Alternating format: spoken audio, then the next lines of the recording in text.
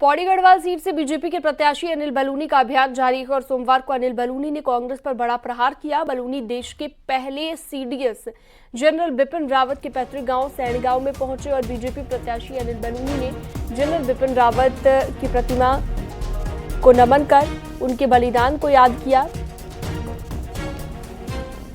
और इस दौरान अनिल बलूनी ने कहा कि कांग्रेस ने हमेशा जनरल बिपिन रावत का अपमान किया, उनके खिलाफ अपशब्दों का इस्तेमाल किया। बलूनी ने कहा कि कांग्रेस सेना पर भी सवाल उठाती रही है। उन्होंने कहा कि इस बार गढ़वाल की जनता कांग्रेस के इस अपमान का भरपूर जवाब देगी। अनिल बलूनी ने कहा कि जनरल बिपिन रावत का गांव तीर्थ स्थल है और यहां की मिट्टी माथे पर लगाने लायक है। कि जरूर हम लोगों को ऐसा लगता है कि बड़ा कष्ट होता है, बहुत दर्द होता है कि जब जनरल रावत के लिए अपशब्द कहे जाते थे, इस माटी के लाल के लिए जब गली का गुंडा कांग्रेस आला कमान ने कहा, कांग्रेस के लोग तरह तरह की गालियाँ दिया करते थे, उनके वीरता के ऊपर प्रश्न चिन्ह उठाते थे, उनके सैनिक के कौशल के ऊपर सवाल उठाते थे, हमें बड़ा दर्द होता था। और दुर्भाग्य की बात यह है कि कांग्रेस का, उत्तराखंड कांग्रेस का भी कोई भी नेता ऐसा नहीं था कि जिसने उस पर क्षमा मांगी हो या शर्म प्रकट की हो या उन्होंने माफ़ी मांगी हो या कांग्रेस से इस्तीफे देने की बात की हो। वो सारे के सारे लोग कांग्रेस के आला कमान के बयान के साथ थे। आज ये सारे लोग उत्तराखंड के अंदर 5 प्रत्याशी इनके वोट मांगने जा रहे हैं, तो निश्चित तौर पे सैनिक बहुल क्षेत्र है, यहाँ जरूर लोग सवाल करेंगे और कांग्रेस को जवाब देना पड़ेगा कि उस वक्त क्यों नहीं साथ खड़े थे आला कमान के साथ, क्यों नहीं माफ़ी मांगी, क्यों नहीं इस्तीफा दिया, जरूर सवाल पूछेंगे। उत्तराखंड में चुनाव प्रचार ने जोर पकड़ा है। कांग्रेस और बीजेपी दोनों पार्टियां लगातार प्रचार कर रही हैं। जनता के बीच वोट मांगने के लिए उम्मीदवार पहुंच रहे हैं। उत्तराखंड के दौरे पर रहेंगे जेपी नड्डा। तो आपको बता दें कि उत्तराखंड में 4 और 5 अप्रैल को जेपी नड्डा मौजूद रहेंगे। कांग्रेस की सह प्रभारी उत्तराखंड में मौजूद रहेंगे। तो वोट मांगने के लिए उम्मीदवार लगातार पहुंच रहे हैं। लगातार जनता के बीच प्रचार किया जा रहा है। चुनाव प्रचार ने काफी जोर पकड़ लिया है उत्तराखंड में और लगातार प्रचार चल रहा है। इसी कड़ी में आपको बता दें कि अब जेपी नड्डा भी 4 और 5 अप्रैल को उत्तराखंड में मौजूद रहने वाले हैं। तमाम जो बीजेपी के स्टार प्रचारक हैं वो उत्तराखंड पहुंच रहे हैं प्रचार करने के लिए। चलिए भारती सकलानी के पास चलते हैं, देहरादून से हमारे साथ जुड़ चुकी हैं। भारतीय, कांग्रेस और बीजेपी दोनों पार्टी के जो उम्मीदवार हैं उन्होंने अब जोरों शोरों से प्रचार शुरू कर दिया है, लेकिन एक तरीके से अगर देखा जाए तो प्रचार के मामले में बीजेपी कांग्रेस को कहीं पीछे छोड़ती दिख रही है, क्योंकि हम देख रहे हैं कि तमाम जो बड़े नेता है, केंद्र के नेता है, वो भी उत्तराखंड पहुंच रहे हैं बीजेपी के लिए प्रचार करने के लिए। बिल्कुल लीड में है बीजेपी, ये कहना गलत नहीं होगा यहाँ पर सीनम, क्योंकि आज आप देखिए कि प्रधानमंत्री नरेंद्र मोदी आ रहे हैं रुद्रपुर में और 4 और 5 तारीख को बीजेपी के जो राष्ट्रीय अध्यक्ष हैं जेपी नड्डा वो आ रहे हैं। पहले उन्होंने कल आना था, लेकिन अब उनका जो दौरा है वो एक दिन के लिए टल गया है, आगे बढ़ गया है। 4 तारीख को वो पिथौरागढ़ और विकासनगर में दोनों जगह पर एक ही दिन में जनसभा को संबोधित करेंगे और फिर 5 तारीख को हरिद्वार में उनका रोड शो है। इसी तरीके से अगर हम कांग्रेस की बात करें तो कांग्रेस के भी 5 प्रत्याशी अपने अपने क्षेत्रों में डटे हुए हैं। पूरी जोर आजमाइश कांग्रेस की तरफ से भी की जा रही है। चुनावों में प्रचार अभियान काफी तेजी से यहां पर चल रहा है। दोनों ही पॉलिटिकल पार्टीज का जो मुख्य विपक्षी दल है कांग्रेस, वो भी पूरी तरह से यहां पर जनता के बीच में है। सह प्रभारी की अगर हम बात करें वो उत्तराखंड में यहां पर मौजूद है। आज प्रेस कॉन्फ्रेंस भी वो करने वाली है। कांग्रेस की जो सह प्रभारी है वो उत्तराखंड में यहां पर मौजूद है। इसके अलावा यह कहा जा सकता है, जैसा आपने कहा कि बीजेपी यहां लीड में है, काफी पीछे दिख रही है कांग्रेस उसके मुकाबले, तो यह बिल्कुल कहना गलत नहीं होगा कि अपने जहां स्टार प्रचारकों की लिस्ट बीजेपी ने यहां जारी कर दी और उनके शेड्यूल्स यहां पर दे दिए गए हैं। तो एक एक करके अब बीजेपी के जो भी, चाहे केंद्रीय मंत्रियों की बात कर ले, अब जो स्टार प्रचारक है वो अब उत्तराखंड के दौरे पर रहने वाले हैं। ठीक है, बहुत शुक्रिया भारती तमाम जानकारी के लिए आपका। आगे बढ़ते हैं। टिहरी लोकसभा सीट के कांग्रेस प्रत्याशी जोत सिंह गुंसोला ने चक्राता विधानसभा के कालसी ट्यूनी में प्रचार किया। इस दौरान विधायक प्रीतम सिंह ने जनता से कांग्रेस को वोट करने की अपील की। वहीं कांग्रेस जनसंपर्क के साथ नुक्कड़ सभाएं भी कर रही है। प्रीतम सिंह ने बीजेपी पर निशाना साधा। प्रीतम सिंह ने कहा कि बीजेपी महंगाई और बेरोजगारी के मुद्दे पर चुप है।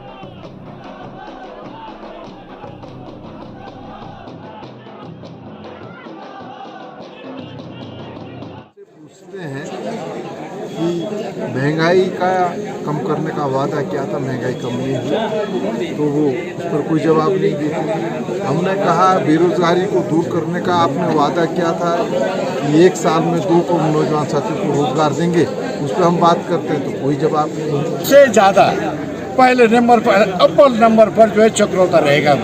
सबसे हाईएस्ट वोट चक्रोता का पड़ेगा। इन लोगों ने मेरे को भरोसा दिलाया और मंत्री जी गवाह है ना, मेरी गारंटी इन्होंने दी।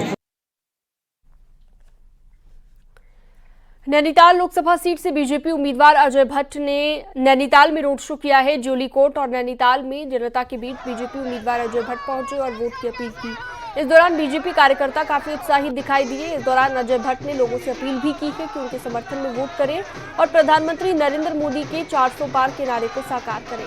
नैनीताल के बाद ये रैली खुरपाताल, मंगोली, नलनी वाले इलाकों में प्रचार के लिए की गई।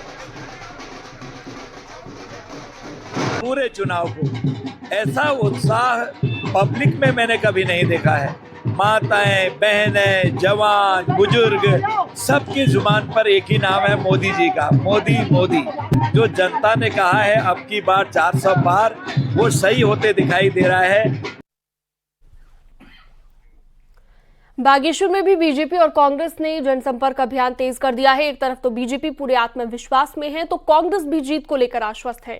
बीजेपी केंद्र और राज्य सरकार के काम और पीएम मोदी के नाम के साथ मैदान में है, तो वहीं कांग्रेस महंगाई, बेरोजगारी को लेकर मैदान में है। लेकिन अभी तक कांग्रेस ग्राउंड में फिलहाल नजर नहीं आ रही है।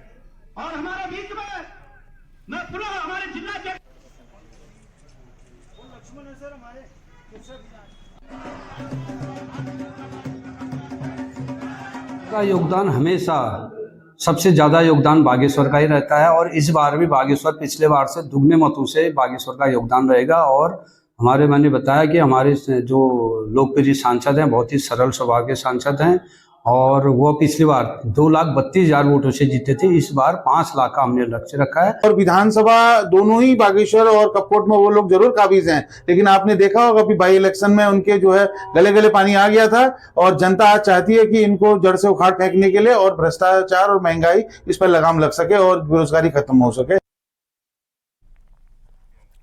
लोकसभा के चुनाव प्रचार ने रफ्तार पकड़ ली है। पौड़ी गढ़वाल की जनता के क्या मुद्दे हैं, आइए आपको सुनवाते हैं। इस समय जो मुद्दा होगा वो एक बेरोजगारी का एक बड़ा मुद्दा होगा और साथ ही साथ महंगाई, क्योंकि अब हम लोग को भी अपने पॉकेट मनी से अगर खर्चा करना पड़ता है तो उसमें महंगाई भी एक बड़ा मुद्दा है। महंगाई को लेकर हम लोग वोट करेंगे। और तीसरी चीज है, क्योंकि आज हम लोग जोशीमठ में है और हम लोग देखते हैं पर्यटन की दृष्टि से और एक बहुत बड़ा पर्यटन क्षेत्र है, लेकिन यहाँ जो व्यवस्थाएं नेशनल लेवल पे होनी चाहिए वो जीरो है। यही है कि अर्थव्यवस्था में हमारी वृद्धि होनी चाहिए, साथ ही साथ एम्प्लॉयबिलिटी यानी कि जो भी रोजगार है, रोजगार संबंधित मुद्दे हैं, उसमें कहीं ना कहीं सार्थक पहल सरकार द्वारा की जानी चाहिए।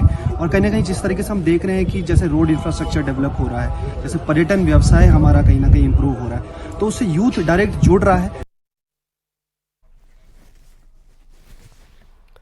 हरिद्वार लोकसभा सीट पर सभी दलों ने प्रचार तेज कर दिया है, लेकिन वहां की जनता के मन में क्या है, उनका मूड क्या है, आपको सुनवाते हैं। हमें तो जो हरदम काम आवे आंखों सामने दिखो जा, यूनियन पर दिल्ली बैठा, मंगलोर बैठा जाकर कहीं, हमें तो लोकल आदमी चाहेगा, उसे वोट देंगे। पार्टी कोई सी भी हो, अपनी मेहनत अपना करना खाना। नहीं, मैं तो पार्टी को वोट करूंगा। मैंने पहले भी वोट किया है और व्यक्ति को भी वोट करूंगा, क्योंकि मेरा मानना ये है कि जो यहाँ से चुनाव लड़ रहे हैं वो पहले मुख्यमंत्री रह चुके हैं और आगे मुझे उम्मीद है कि अगर वो यहाँ से जीतते हैं तो मेरे इलाके का कहीं ना कहीं जो फायदा होगा।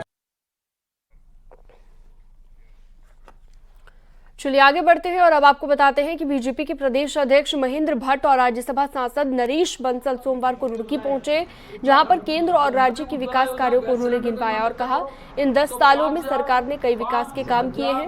उसी मुद्दे को लेकर बीजेपी जनता के बीच वोट मांग रही है। साथ ही कहा कि बीजेपी हिंदू मुस्लिम की राजनीति नहीं करती बल्कि सिर्फ विकास की राजनीति करती है। जनता पार्टी मुस्लिम हिंदू इस वोट की इस तरीके से नागरिकों का विभाजन नहीं करती है। हमारा विकास सबके लिए है, सबका विकास, सबका विश्वास, सबका साथ, ये हमारा नारा है।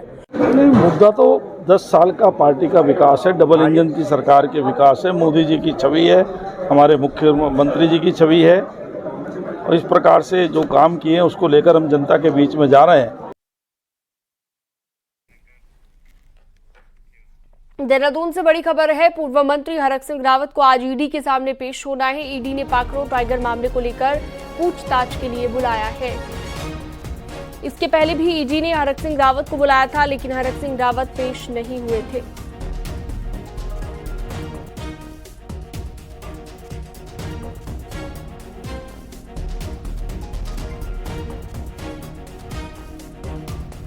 तो हरक सिंह रावत को आज ईडी के सामने पेश होना है। ईडी दफ्तर में पेशी है। पहले समन में पेश नहीं हुए थे हरक सिंह रावत, जिसके बाद आज को लेकर डेट फाइनल की गई थी और अब आज पेशी होनी है। पाखरो टाइगर घोटाले मामले को लेकर ईडी के दफ्तर में पेशी होगी। हरक सिंह रावत की पूछताछ के लिए बुलाया गया है।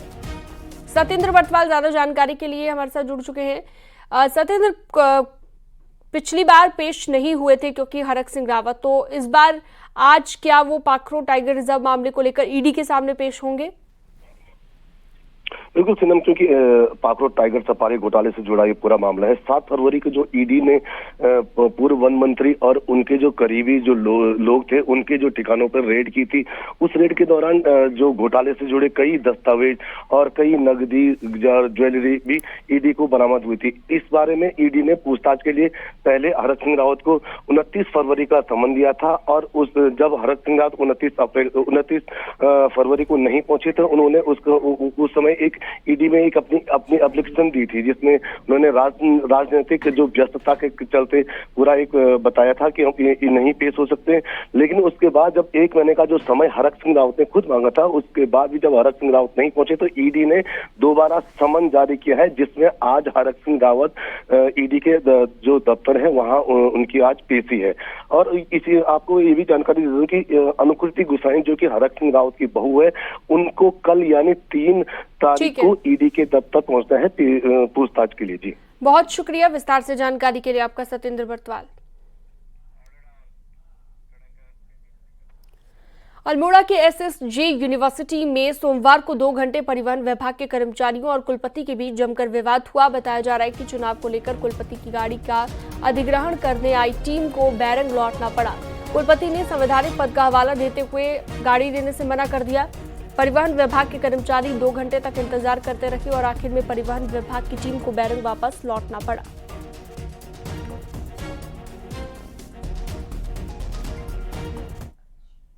उनके द्वारा मुझे बताया कि हम आपकी गाड़ी लेने आए और ऐसा हमें आदेश जिला प्रशासन ने दिया है। तो मैंने कहा अगर आपको ऐसा आदेश दिया है तो आप कुल सचिव से बात करिए, क्योंकि वो कस्टोडियन है यूनिवर्सिटी के, उनके पास उनकी कस्टडी में गाड़ी रहती है। तो वो उनके पास गए तो उनका कहना था नहीं किसी भी हालत में गाड़ी हमको ले जाए। मैंने कहा कि मुझे व्यक्तिगत रूप से जितना मैं जानता हूँ। और अब एक नजर पहाड़ की 10 बड़ी खबरों पर फटाफट अंदाज में। कांग्रेस में सफाई आयोग के उपाध्यक्ष रहे सिकंदर पवार ने बीजेपी ज्वाइन कर ली और कहा पीएम मोदी के कार्यों से प्रभावित हुए। पिथौरागढ़ में बीजेपी अध्यक्ष जेपी नड्डा का 4 अप्रैल को दौरा होना है, जिसको सफल बनाने के लिए तैयारी शुरू। बागेश्वर में चुनाव के लिए 380 मतदान केंद्र बनाए गए हैं। बोरब बलड़ा केंद्र सबसे दूर है। देहरादून में पूर्व सीएम रमेश पोखरियाल निशंक ने प्रेस कॉन्फ्रेंस की, बीजेपी सरकार की उपलब्धियां गिनवाई। अल्मोड़ा में मतदान प्रतिशत बढ़ाने के लिए जिला प्रशासन लगातार प्रयास कर रहा है। एक गीत भी लॉन्च किया गया। चमोली जिले में मतदान प्रतिशत बढ़ाने के लिए रेडियो पॉडकास्ट चैनल का संचालन शुरू कर दिया गया है। अल्मोड़ा में लोकसभा चुनावों के लिए 1303 गाड़ियों की जरूरत है, लेकिन जिले में सिर्फ 920 गाड़ियां हैं, डिमांड की गई है। बागेश्वर के दूरस्थ अडोली गांव में महिलाएं पूरी रात पहरा देकर अपनी फसलों को बचा रही हैं। डीएम नैनीताल में शहर में चल रहे सौंदर्यीकरण और सड़क चौड़ीकरण के कामों का निरीक्षण किया है। डीएम ने जल्द कामों को पूरा करने के लिए निर्देशित किया। विकासनगर में पहली जौनसारी फिल्म मेरे गांव की बाट का मुहूर्त हुआ। इस पर प्रसिद्ध रंगकर्मी मौजूद रहे। और वक्त एक छोटे से ब्रेक का, आगे देखिए सुबह 8 बजे की स्पेशल खबरें।